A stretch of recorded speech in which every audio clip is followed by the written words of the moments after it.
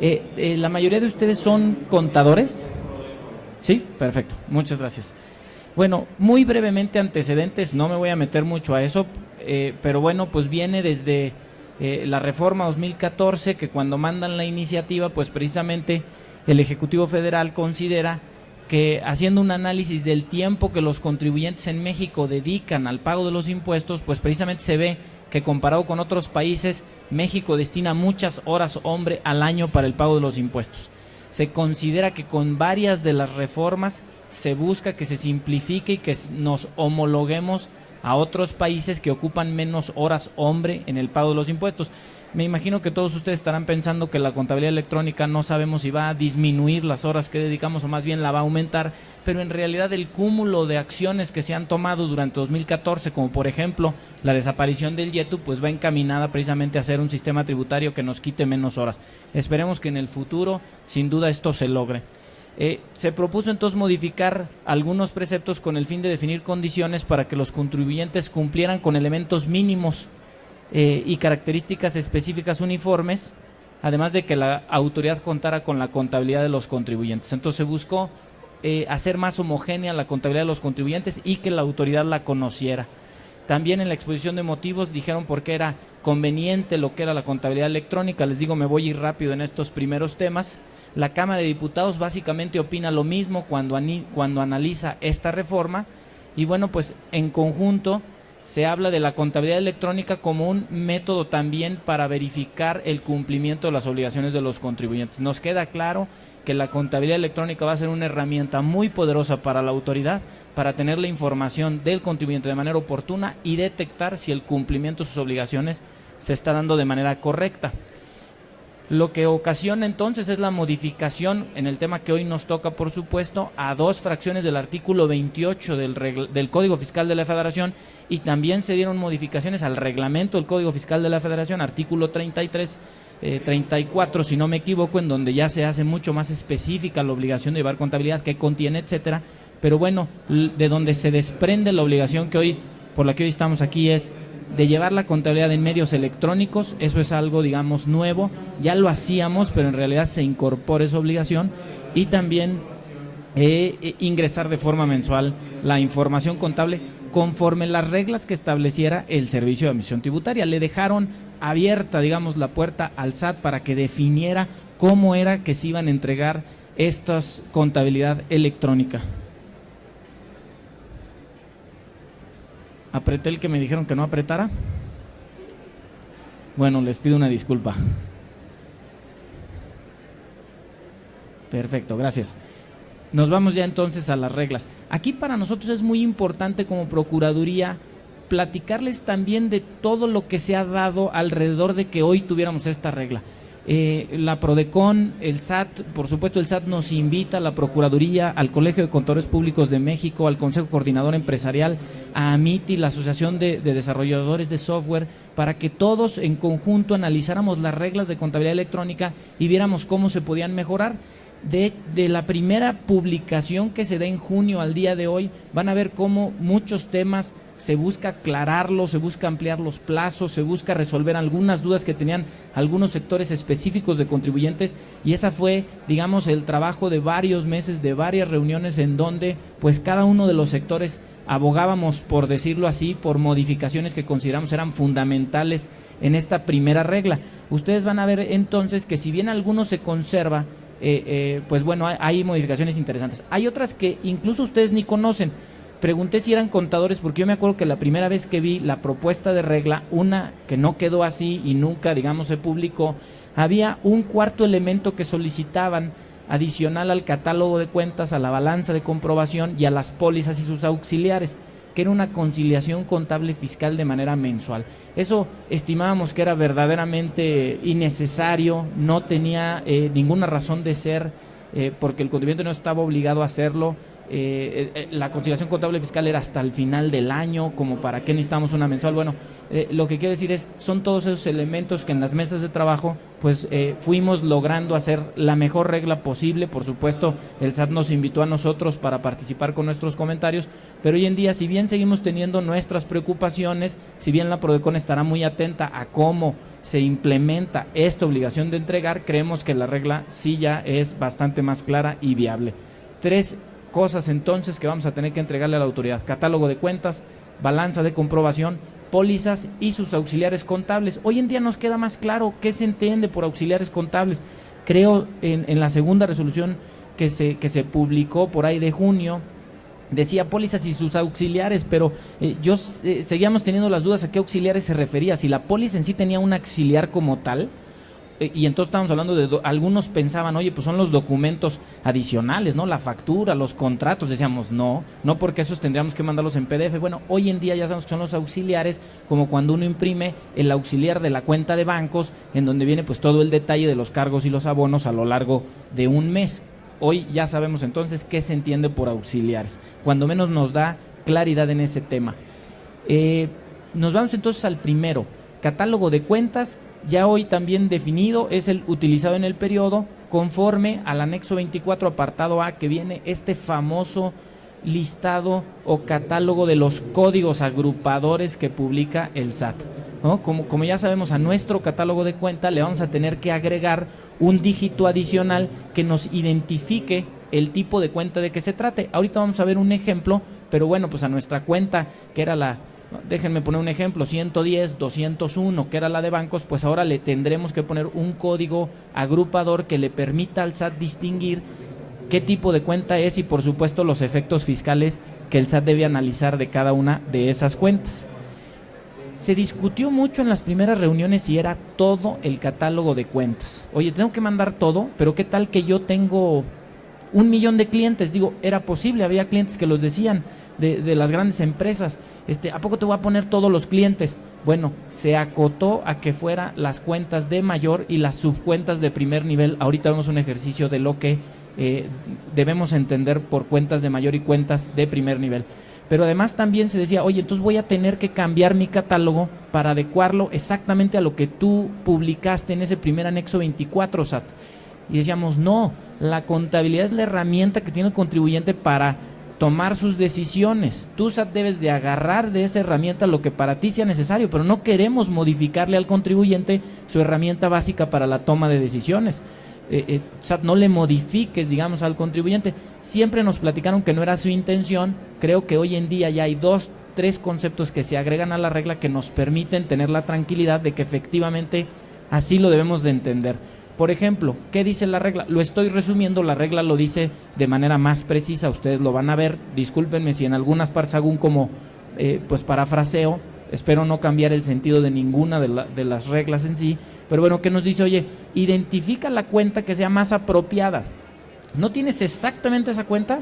Okay, o tu cuenta se llama un poco distinta al código agrupador que el SAT te está diciendo que tienes que identificar. Ok, pues entonces ponle el dígito del código agrupador que sea el más apropiado de acuerdo a la naturaleza de esa cuenta contable que tengas en tu catálogo. Entonces hoy ya eso nos da a entender que el contribuyente continúa con su catálogo de cuentas y debe de buscar ese código agrupador que más se le identifique para que así lo lleve a cabo en su contabilidad. Entonces el catálogo de cuentas, ya lo dijimos, también muy importante definir si era todas las cuentas o solamente hasta cierto nivel. Ya se define cuenta de mayor y subcuenta de primer nivel. Sí se sigue escuchando, ¿va? No estoy haciendo mucho ruido, ¿no va? Perdón, es que... Perfecto, este es el ejemplo que hoy tenemos. Si ustedes ven el catálogo de códigos agrupadores, permítanme llamarlo así, que salió en junio, pues era un catálogo muy pequeño. En realidad eran, no me acuerdo si cerca de 250 cuentas, y hoy en día son cerca de 1000 y pico. Si bien creció mucho el catálogo, en realidad la estructura permanece prácticamente igual y las cuentas de mayor, por decirlo así, prácticamente son las mismas. Pero en diversas reuniones salía, oye, es que yo me dedico al sector primario y entonces el catálogo que tú me proporcionas, la verdad, no me sirve. cada quien iba platicando, digamos, del sector al que pertenecía y veíamos que no era suficiente. Se da mucho mayor descripción de algunas cuentas, ahorita vamos a ver, pero en realidad creo yo no se complica, es más, creo que se facilita para los contadores porque ya vamos a tener las cuentas que hasta cierto punto necesitamos y un gran número de cuentas no las vamos a usar. Muy importante también decir, si no tenemos una cuenta, no estamos obligados a abrirla. Ahorita vamos a ver casos de cuentas, pues en realidad que probablemente la inmensa mayoría de los contribuyentes no utilizan, no se la tenemos que informar al SAT. Le vamos a dar a nuestro catálogo el código agrupador si es que estamos utilizando esa cuenta. Entonces, ¿qué se refiere por cuentas de mayor y subcuentas de primer nivel? Sería, por ejemplo, el caso de caja y efectivo, o por ejemplo clientes y clientes nacionales sería la subcuenta de primer nivel. Dice muy claramente la regla, también para que pues yo creo que no hiciéramos una interpretación que nos llevara a no darle nada de información al SAT. Oye, los conceptos como activo a corto plazo, activo a largo plazo, pasivo, capital, no cuentan. No me vayas nada más a dar activo y activo a corto plazo y me digas que esos son los dos niveles. No sería evidentemente la interpretación correcta. Lo que necesitamos es la cuenta de mayor de clientes y la subcuenta de primer nivel de clientes nacionales. Necesito darle todo lo que está dentro de clientes nacionales desde la interpretación de la Procuraduría de la Defensa del Contribuyente y me parece que ya ha quedado claro a través de estas mesas que les digo, no es necesario. Vamos a ver cuándo se tiene que entregar el catálogo. Dicen, por primera vez cuando envíes la primera balanza y después cuando se modifique. Si yo tendría que entender que cada que meto un cliente nuevo, tengo que enviarle la balanza al SAT, se la voy a mandar todos los meses probablemente. No es el caso. Si se modifica una cuenta de bancos y pongo clientes nacionales, clientes extranjeros y clientes, después decido hacer otro tipo de distinción, clientes Querétaro, clientes DF, bueno, pues entonces igual y si modifico una subcuenta de primer nivel, habría que evidentemente volverle a mandar la información al SAT.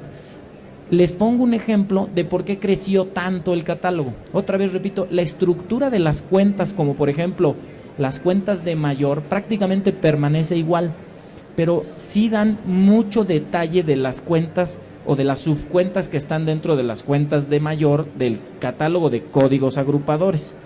Por ejemplo, pues ahí está una lista tremenda de cobros anticipados a corto plazo que, salvo por supuesto hacer una apreciación indebida de mi parte, me parece que muy pocas empresas van a tener pues un par de ellas, quizás muchas ni siquiera tengan alguna, pero bueno, vean nada más el grado de detalle, no lo van a usar la mayoría de los contribuyentes. Por eso creo que si bien crece mucho a este nivel de detalle el anexo 24 que hoy nos dan, comparado con el que vimos hace unos meses, me parece que no precisamente nos va a complicar la vida, sino incluso quizás nos simplifique.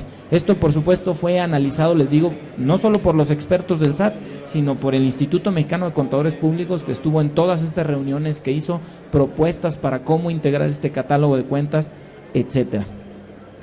¿Cuáles evidentemente van a ser de la mayor utilidad para el SAT? Pues este tipo de información, ¿no? La cuenta de mayor de impuestos retenidos y luego la subcuenta de primer nivel de uno en uno, retenciones por sueldos, retenciones por asimilados, etcétera. Evidentemente lo que informemos que tenemos por pagar, pues o el SAT más vale que lo vea en su próximo pago referenciado, o evidentemente tiene una herramienta muy poderosa para acercarse al contribuyente y efectivamente pues decirle, oye, me manifestaste en tu contabilidad que debías 10, no me los has pagado, pues me debes algo, ¿no? Evidentemente la contabilidad será una herramienta sumamente poderosa para el cumplimiento oportuno de las obligaciones de los contribuyentes. Perdón, nada más déjenme ver que no se me olvide nada. Bueno, hay que decir que los que están obligados a la contabilidad electrónica son aquellos, y estaba en la pasada, les pido una disculpa, aquellos que estén obligados a llevar contabilidad. Recuerdo que en una conferencia de prensa de hace algunos días salió la pregunta, oye, asalariados de entrada no está obligado a llevar contabilidad, entonces no, evidentemente no le corresponde esta obligación. Entonces, de los que están obligados a llevar contabilidad, excepto régimen de incorporación fiscal y arrendamiento, cuando utilicen la herramienta de mis cuentas, pues ya no estarán obligados a enviar de manera mensual esto que estamos hablando. El resto de personas físicas y morales obligados a llevar contabilidad, pues tendrá que hacerlo. ¿Quiénes no están obligados? Asalariados, quienes caigan en el capítulo de enajenación y adquisición de bienes, dividendos, intereses, premios. Bueno, ellos no estarían obligados a llevar contabilidad y por lo tanto todo esto, por supuesto, no les aplica.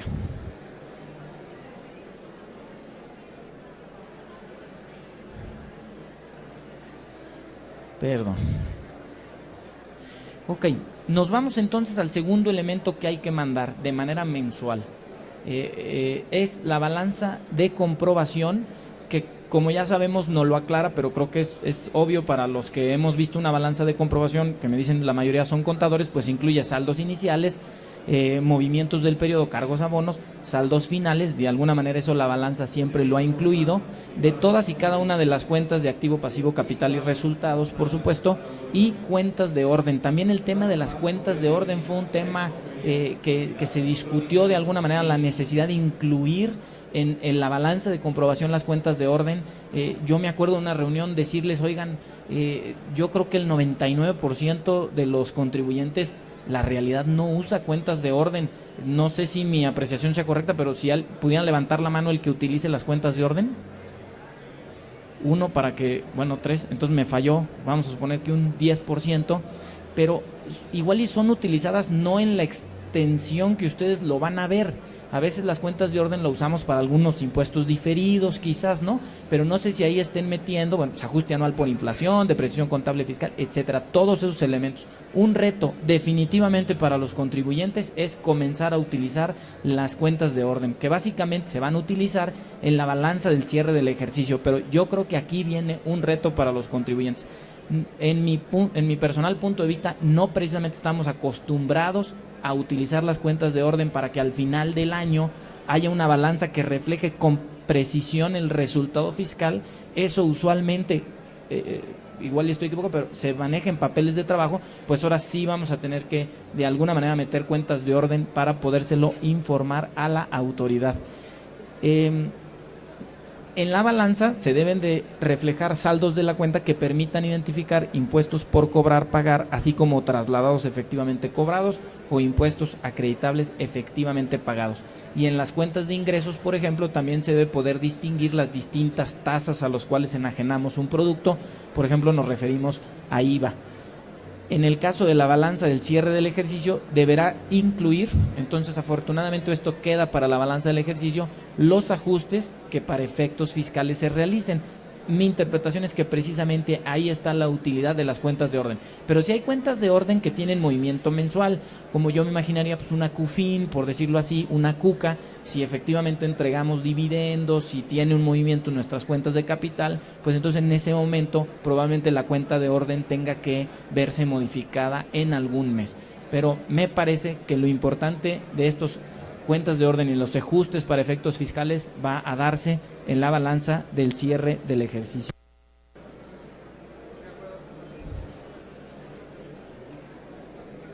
Pues yo creo que sí. Bueno, si quieren las preguntas para después, si nos quedan algo de tiempo. Porque igual y resuelvo eso, espero. El tercer elemento, pólizas y los auxiliares de cuenta. Este fue el elemento más discutido en las reuniones de trabajo. Les puedo comentar, catálogo y balanza lo veíamos viable, pólizas sí veíamos un gran reto también para los contribuyentes, modificación del software que existía y un incremento en la carga de trabajo para permitir que la póliza tuviera, digamos, todos los elementos que hoy en día se solicitan. Ahora, los auxiliares de cuenta, de nivel mayor y subcuenta, que incluyan el nivel de detalle que tenga la contabilidad de los contribuyentes. Y aquí viene, creo yo, el reto. En cada póliza debe ser posible distinguir el CFDI que ampara la operación. ¿A qué se refiere? Al folio fiscal del comprobante fiscal digital, que es un 36 dígitos para soportar cada operación. Esto sí definitivamente viene a ser un reto. Por eso creo que es importante que conozcamos lo que los desarrolladores nos ofrecen para que la tecnología nos ayude a que esto sea realizado de una manera muy sencilla. También en las pólizas se debe de identificar el medio de pago, se debe de identificar si se pagó con cheque, la cuenta de destino, etcétera. Ese detalle no lo van a ver en las reglas, sino lo van a ver en el anexo, en las características que debe de contener cada póliza. Y ahí es donde pues viene precisamente, que hay que incluir el folio fiscal, que es el dato de 36 dígitos, pero también que hay que incluir el medio de pago, y ahí nos explican qué es el medio de pago. Y en las operaciones que sean con un tercero, también hay que incluir el RFC del tercero. Digamos, me parece que en las pólizas es precisamente donde está. Si ya hablé de un reto que vamos a tener con las cuentas de orden, me parece que es un reto relativamente pequeño. El reto más importante viene definitivamente en las pólizas. Otro tema muy importante era si los contribuyentes iban a tener que llevar otra contabilidad para efectos de cumplir con esta regla, a lo que definitivamente siempre se dijo no, de ninguna manera. El contribuyente sigue llevando su contabilidad como lo viene haciendo. Bueno, pues entonces acláralo por favor en la regla, SAT.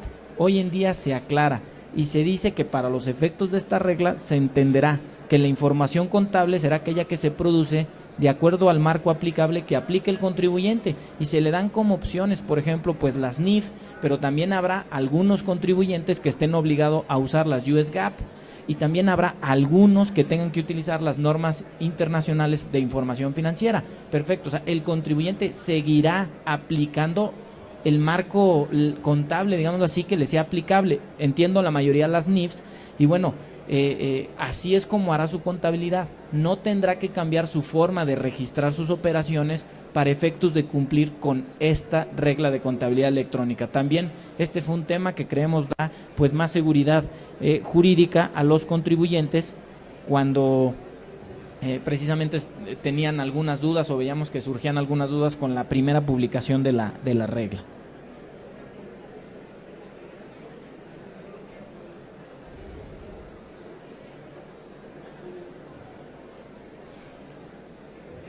Perdón, también salió en el tema de pólizas y auxiliares, cuando hablábamos de que se debía de identificar el CFDI que soportara cada operación.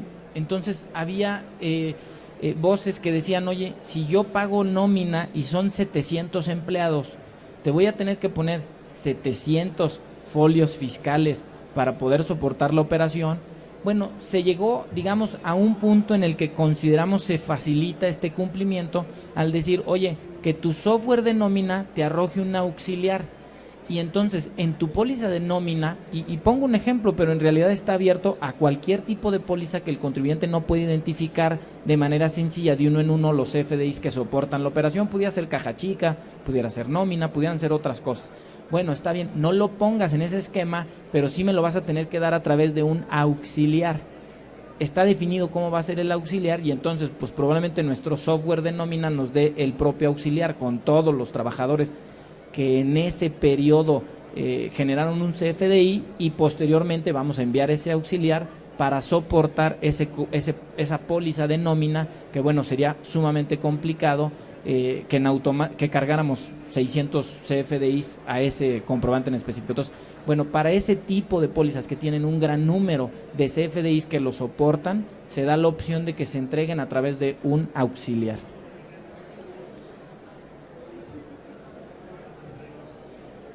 ¿Cuándo se debe de enviar la contabilidad? El primer tema es cuándo debemos enviar el catálogo de cuentas. Y el catálogo de cuentas, ya estamos saltando a la regla 2817, se va a enviar por primera vez cuando tengamos la obligación de entregar la primera balanza, y después lo tendremos que enviar en el día en que se venza,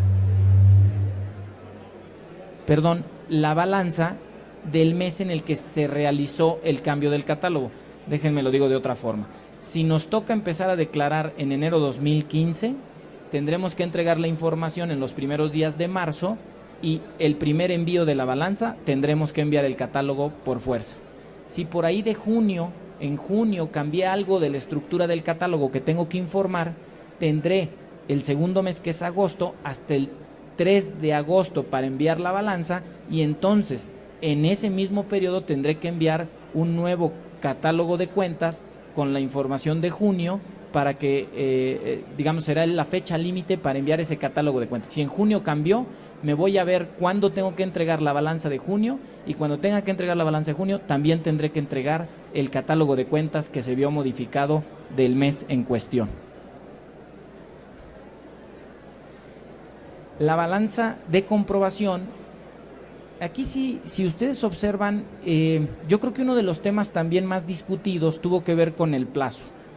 Primero entraba en julio la obligación de la contabilidad electrónica, decían que lo teníamos que entregar, no recuerdo si en septiembre o octubre, pero en realidad ya no estábamos en la posibilidad de hacerlo. La primera discusión fue, no se va a poder, movámoslo hasta 2015.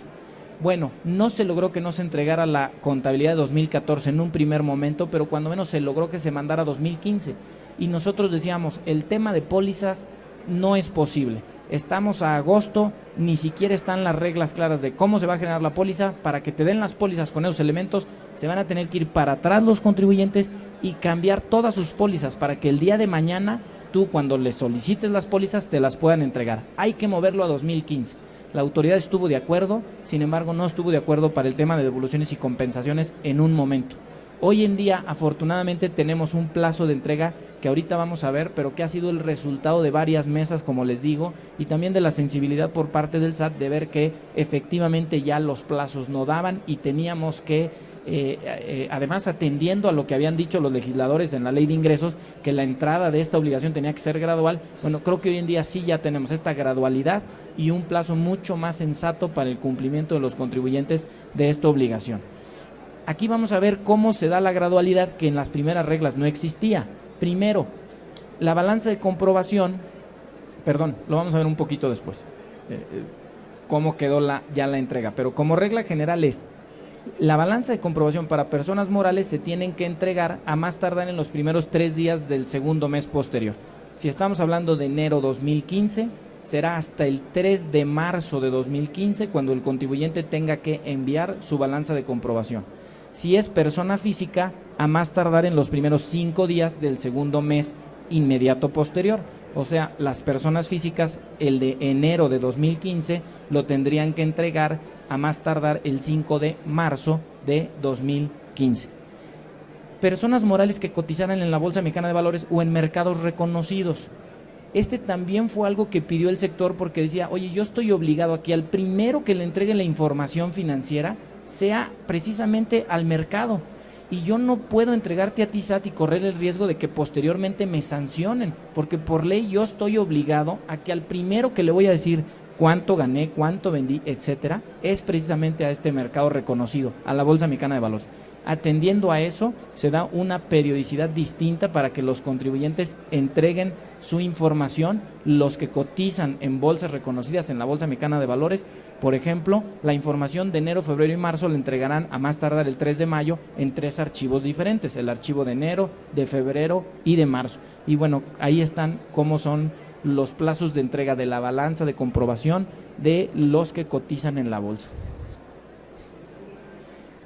También se dividió al sector primario. Como el sector primario puede optar por hacer sus pagos provisionales de impuestos sobre la renta de manera semestral, pues de la misma forma podrá enviar sus balanzas de comprobación semestralmente. Va a enviar 6 archivos mensuales, no va a enviar un solo archivo por enero a junio, pero va a poder enviar sus 6 archivos de enero, febrero, marzo, abril, mayo y junio a más tardar dentro de los primeros 3 días para las personas morales que estén en el sector primario y a más tardar dentro de los primeros 5 días para las personas físicas del sector primario del segundo mes posterior. Si es de enero a junio, pues será hasta el 3 de agosto personas morales, 5 de agosto personas físicas para enviar los 6 archivos. Y también tratándose de personas morales, aquí hay una precisión también importante. En la primera regla, la balanza del cierre del ejercicio no aclaraba si era físicas o morales. Es más, debíamos de entender que era para los dos. Ya cuando menos hoy acotan, la balanza del cierre del ejercicio es solo para personas morales y se enviará a más tardar el 20 de abril del año siguiente al que estemos reportando. Si estuviéramos enviando 2014, pues la anual la tenemos que enviar hasta el 31 de marzo y la balanza del cierre del ejercicio hasta el 20 de abril de 2015 para enviarlo de 2014, como ejemplo, porque de 2014 no se va a enviar nada como ahora lo vamos a ver. Cuando los archivos contengan errores informáticos, también aquí hubo una acotación importante que nosotros queríamos hacer, o sea, era únicamente errores informáticos y no que no estuviera sujeto a interpretación por parte de la autoridad si estaba bien hecha la balanza o no, sino simplemente si cumplía con los requisitos técnicos para su envío, que ese es el único supuesto. Bueno, pues se puede enviar tantas veces sea necesario hasta que no nos dé el 3 o el 5 de marzo del 2015 para la información de enero. Si yo lo estoy enviando en febrero y no me lo aceptan, lo mando otra vez en febrero, no me lo aceptan, lo mando el 1 de marzo y no me lo aceptan, puedo hacerlo, pero hasta en tanto no llegue el día del vencimiento. Segundo supuesto, si yo envío la balanza de comprobación el 2 de marzo y me tocaba enviarle el 3, o sea, esto es 2 días antes de que se venza mi plazo y tiene errores informáticos por los cuales no me aceptan el archivo, tendré 5 días hábiles posteriores a que lo envíe para enviar nuevamente el archivo de la balanza o del catálogo. Y tercer supuesto, si ya pasados 6 meses me doy cuenta que cometí un error y modifico mi balanza de comprobación de enero, pues tendré 5 días hábiles a partir de que realicé la modificación de ese mes, de esa balanza, para enviar nuevamente el archivo electrónico con la balanza de comprobación. Cuando no se pueda enviar la información por no tener acceso a internet, se acudirá a la Administración Local de Servicios al Contribuyente para que apoyen al contribuyente a enviar este informe. Aquí también otro tema, quizás mínimo pero importante. En la regla anterior decía, cuando no se tenga acceso a internet o por el tamaño del archivo no se puede enviar, pero no aclaraba cuál era el tamaño del archivo. Afortunadamente hoy el tamaño del archivo ya no es un elemento, el único elemento es que el contribuyente no cuente con acceso a internet. Va a poder enviar estos archivos independientemente del tamaño que tengan. En el caso de la información de pólizas y sus auxiliares, catálogo ya vimos una sola vez y después, pues cada que se modifique, la balanza de comprobación ya también vimos, 3 días del segundo mes posterior, 5 si son personas físicas, distinciones. Pólizas y los auxiliares solo se deben enviar al SAT a través cuando esté ejerciendo facultades de comprobación, o sea, cuando le sea requerido al contribuyente. Este tema es muy importante también, no se deben de enviar en automático, las pólizas no se envían salvo que la autoridad no lo requiera. Esto quiere decir que no vamos a trabajar en las pólizas, era otra discusión que teníamos en esas mesas de trabajo. No, es que aunque hagas un 1% de auditorías, todos los contribuyentes van a verse obligados a hacer esto de las pólizas, porque si en 2 años tú le requieres las pólizas de todo un ejercicio, si no lo hizo, ya no está en posibilidades de en 15 días hacerlo, o sea, no va a estar en su posibilidad. Entonces, todos los contribuyentes van a tener que hacer las pólizas, me parece al menos que es lo más responsable, empezar a trabajar en esto. ¿Te va a tocar que te auditen? Probablemente no, pero tú tienes que estar listo para si algún día te lo requieren. Entonces cuando sean en ejercicios de facultades de comprobación, ya sea del artículo 42, auditorías, revisiones de gabinete, la nueva revisión electrónica o facultades de comprobación que deriven de una solicitud de devolución del artículo 22, si inician un trámite de devolución y la autoridad decide iniciar una auditoría para verificar que efectivamente procede el saldo, ahí también puede requerir estas pólizas, pero además también lo puede requerir cuando estemos haciendo un trámite de devolución o compensación.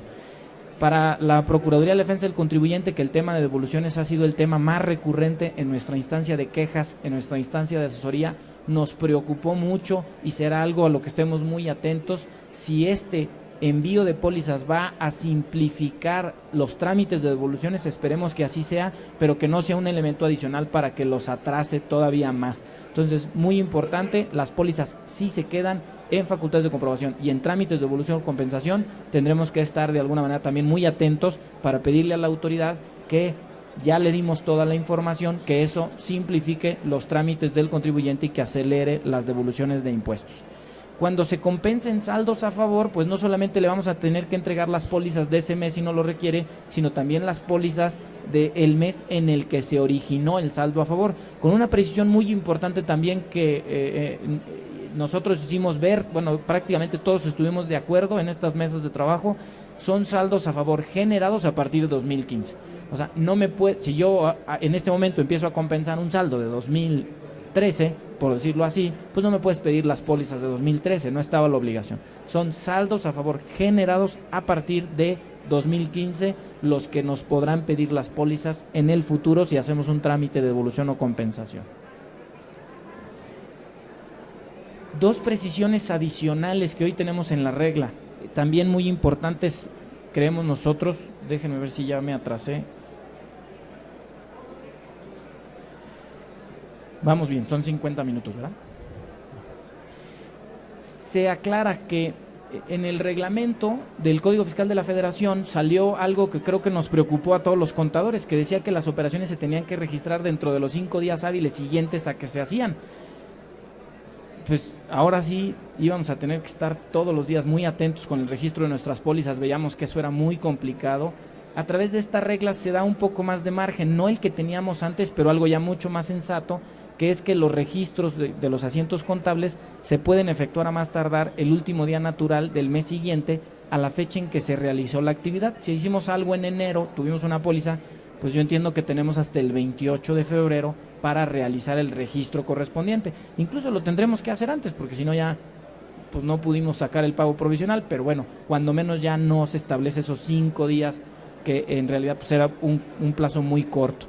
También algo, creo yo, muy importante, habíamos dicho que las pólizas deben de tener mucha información, no solamente el CFDI, sino también el medio de pago, y el medio de pago va al RFC del proveedor, la cuenta clave a la cual se hizo la transferencia. Si ustedes ven los anexos van a ver que es información, pues que va a representar una carga administrativa importante, pero también hacíamos verle a la autoridad que muchas veces no se contaba con ese dato. Yo me acuerdo cuando salió hace 2 años, hace 2 diciembres, la regla de poner los 4 últimos dígitos, ¿se acuerdan? En el medio de pago, y decíamos, oye, pero es que yo me preguntaba, ¿cómo le irá a hacer Telmex? O sea, ¿cómo va a saber para emitir su factura cómo le voy a pagar yo? O sea, prácticamente era imposible. Afortunadamente salió poquitito después la regla de que si no conocíamos esos datos le pusiéramos NA. Bueno, sale también entonces esa regla para las pólizas. Me parece que es un tema muy importante. Si no se cuenta con la información que permite identificar medios de pago, se podrá incorporar en los registros la expresión NA. Esto es muy importante, en lugar de señalar la forma de pago, sin especificar si fue de contado, a crédito, a plazos o en parcialidades, el medio de pago de la obligación, etcétera. Entonces, ¿perdón? Sí, cualquier tipo de comprobante del que yo no tengo la manera de identificar la forma de pago, puedo poner NA. O sea, si yo pagué la luz, voy a hacer la póliza y desconozco los datos que me están pidiendo, entonces puedo poner la expresión NA cuando lo desconozco. ¿Sí? Bueno. En un transitorio, tercero y cuarto, creo que viene lo más bonito, que es ya en sí toda esta gradualidad que se le va a dar a la entrada en vigor de la regla de contabilidad electrónica.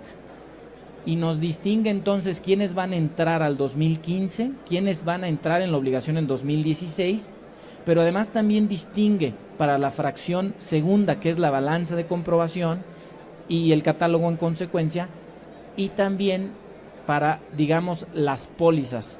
Primero voy a hablar únicamente de catálogo y balanza. Hay una pequeña diferencia en tercero y cuarto transitorio que ahorita comento que van a ver, yo creo que es positiva para las personas físicas, pero bueno, a partir del 1 de 2015, instituciones que componen el sistema financiero, ellos sí ya están obligados a enviar catálogo y balanza desde la de enero de 2015, a más tardar en el 3 de marzo de 2015, y también contribuyentes, físicas y morales, no distingue, contribuyentes, físicas y morales, que tengan ingresos iguales o superiores a 4 millones de pesos, ingresos acumulables declarados o que debieron declararse en el ejercicio fiscal de 2013.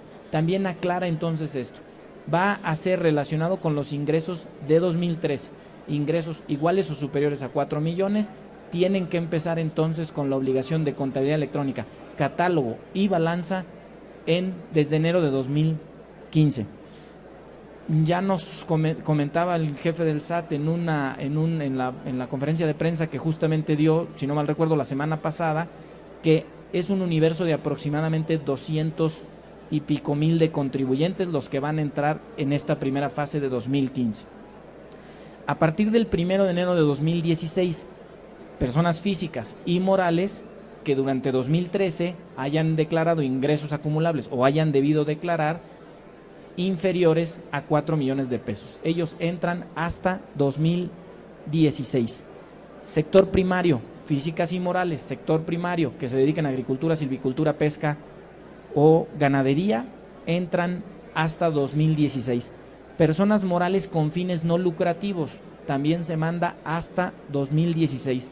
Contribuyentes que se hayan inscrito al RFC durante 2014 o durante 2015 comenzarán con la obligación de contabilidad electrónica hasta 2016. Y bueno, evidentemente quienes se inscriban a partir de 2016, pues la obligación empezará a partir del mes siguiente al que se inscriban. Pero entonces creo que esta es la parte, a mí me parece que nos da mucho más aire para este cumplimiento de la obligación de contabilidad electrónica. ¿Cómo está lo de pólizas y auxiliares? Muy similar, ahorita van a ver la pequeña diferencia. A partir de 2015, sistema financiero, para ellos es igual. Personas morales, aquí ya no es físicas, aquí es solamente morales, con ingresos iguales o superiores a 4 millones de pesos, también tendrán que entregar sus pólizas, si así lo requiere la autoridad, a partir de las generadas en 2015. Nos quitaron a personas físicas. Para personas físicas, independientemente de que vendan más de 4 millones, el tema de las pólizas será hasta 2016. Esa es la pequeña diferencia. A partir de 2016, entonces, personas morales con ingresos inferiores a 4 millones de pesos para el tema de las pólizas, todas las personas físicas, pólizas hasta 2016, sector primario hasta 2016, personas morales con fines no lucrativos hasta 2016. Lo mismo, contribuyentes inscritos en el 2014 o 2015 tendrán que generar sus pólizas en esta forma hasta 2016, y quienes se inscriban a partir de 2016, pues a partir del mes siguiente, aquel en que hayan realizado su inscripción. Déjenme ver si no se me olvidó algo.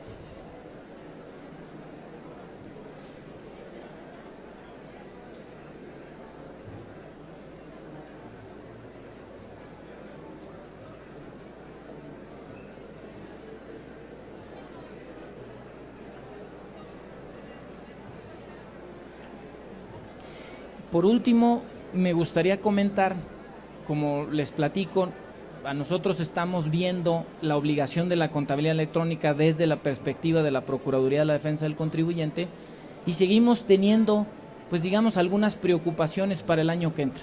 Una preocupación precisamente es ver cómo los contribuyentes se adaptan a esta nueva obligación, ver que efectivamente todos tengan el desarrollo de software que hoy en día estamos viendo que prácticamente todas las empresas están listas, pero bueno, hay que ver que estén listos precisamente en 2015. Y luego el tema de las pólizas, que sigue siendo para mí un tema que hay que estar muy al pendiente de ver cómo los contribuyentes precisamente se enfrentan a esta nueva obligación y cuáles son los problemas que puedan surgir.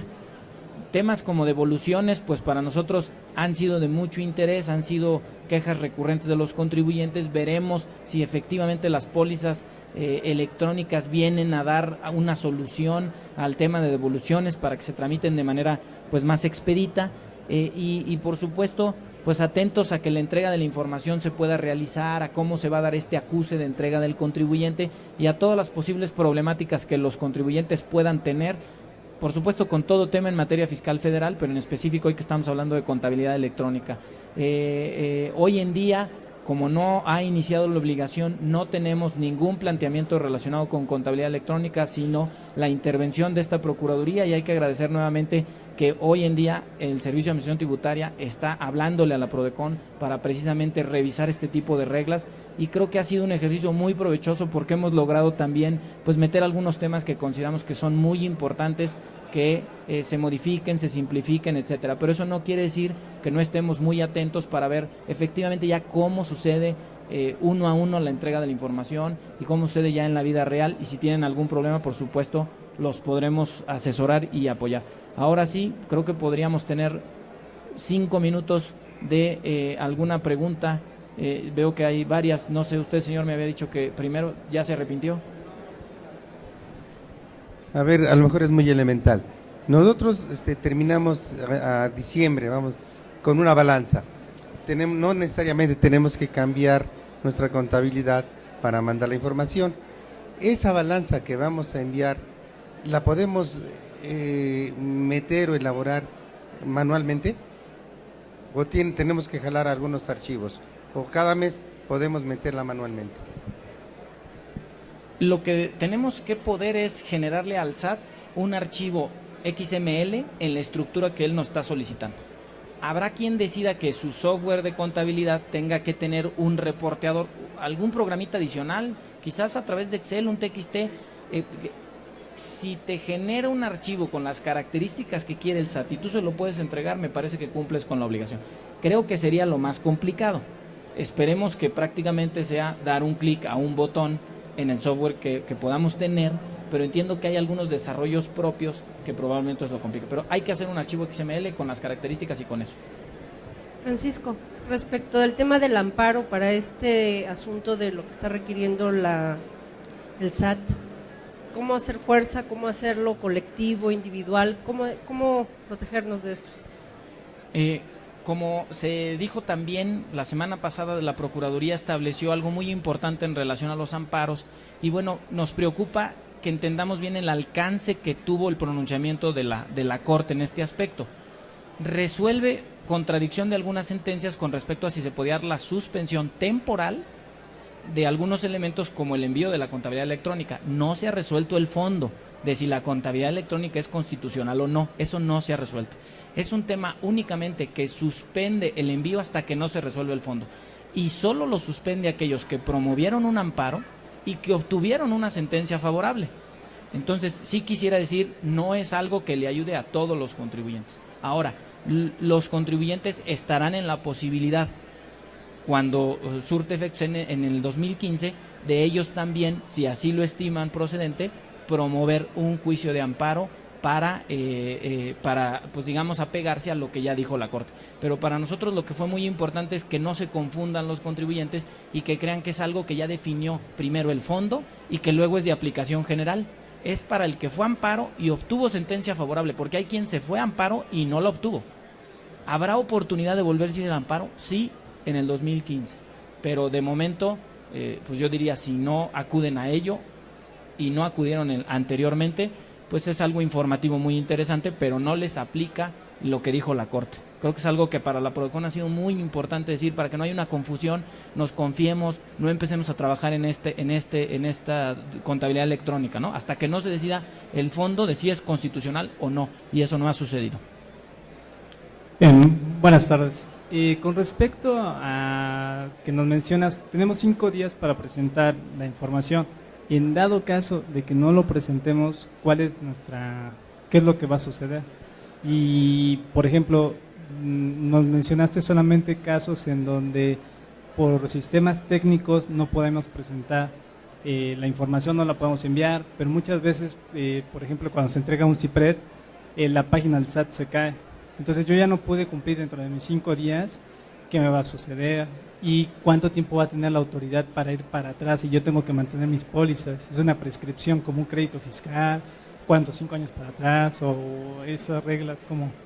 Bueno, son varias en una, pero los 5 días, creo que el único plazo de 5 días es para si mando la contabilidad electrónica 2 días antes de que se me vence el plazo, tiene errores informáticos y entonces me dan 5 días para corregirlo. ¿Qué pasa si se cae la página del SAT? Pues yo les pediría que guarden todos los documentos, que lo pruebe, y por supuesto para eso está la Procuraduría y precisamente estaremos atentos. Dejar evidencia de que el contribuyente efectivamente quiso acudir y quiso presentar su información. A través de un procedimiento de queja lo podemos hacer y apoyarlos para que les acepten la información. Con respecto la sanción que va acompañada al no envío de la contabilidad electrónica está muy sujeta a discusión. La verdad es que no nos ha quedado claro y parece que no hay una sanción como tal tipificada, pero también es cierto que bueno, hay algunas sanciones que pueden ser por no entregar información, etcétera. La verdad es que es un tema interesante, está sujeto a discusión. Les pido una disculpa, pero hemos tenido pues reuniones amplias de discutir este tipo de asuntos y la verdad es que pues queremos ver cómo se van pronunciando los tribunales también. Se nos acabó el tiempo, les agradezco muchísimo que me hayan escuchado, estamos a sus órdenes en la Prodecon y que tengan buena tarde.